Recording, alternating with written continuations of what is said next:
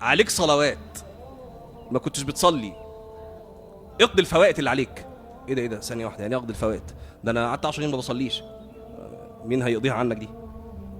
عليك انك تصلي ال10 سنين.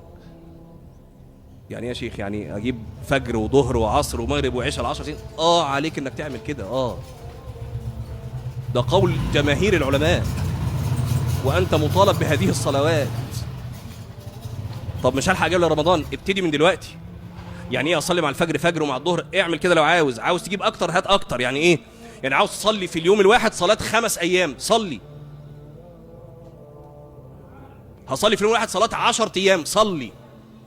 يعني في اليوم الواحد هجيب 11 فجر اليوم ده و10 بتوع، اعمل كده مفيش مشكلة. و11 ظهر و11، اعمل كده.